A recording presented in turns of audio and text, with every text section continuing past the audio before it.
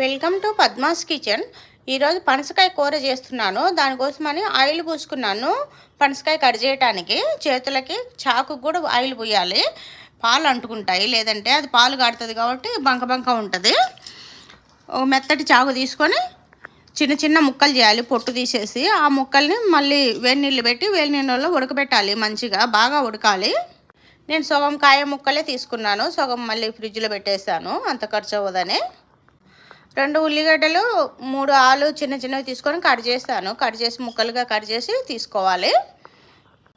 ఓ 2 టమాటోలు కూడా ముక్కలు చేసుకోవాలి. టమాటోలు ముక్కలు చేసి పక్కన పెట్టుకోవాలి. బాండి పొయ్యి మీద పెట్టి ఆయిల్ వేసి ఉల్లిగడ్డలు వేయించుకోవాలి.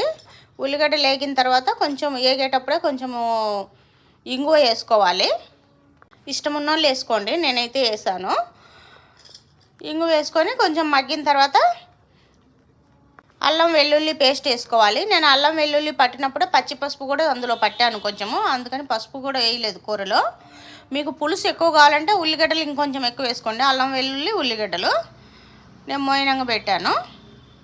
ఈ సీజన్లో కాబట్టి తినాలి, తింటే చాలా మంచిది. పనసకాయ పచ్చిది బాగుంటుంది కూడా. అల్లం వెల్లుల్లి వాసన పోయే వరకు వేయించాలి. తర్వాత టమాటో ముక్కలు వేసి మగ్గనివ్వాలి. టమాటో ముక్కలు మెత్తగా మగ్గిన తర్వాత మన ఈ ఆలుగడ్డలు మ్యాష్ చేస్తాం కదా, దాంతో నలిపాను. అది మీ దగ్గర లేకపోతే పప్పు గుత్తితోటి నలుపుకోండి, పర్వాలేదు. మెత్తగా అవుతే ఆ ఉల్లిగడ్డల ఫ్లేవరు, టమాటో ఫ్లేవరు అంతా మన కూరలోకి వస్తుంది, చాలా బాగుంటుంది రుచి. నేను 2 గ్లాసులు నీళ్లు పోసాను.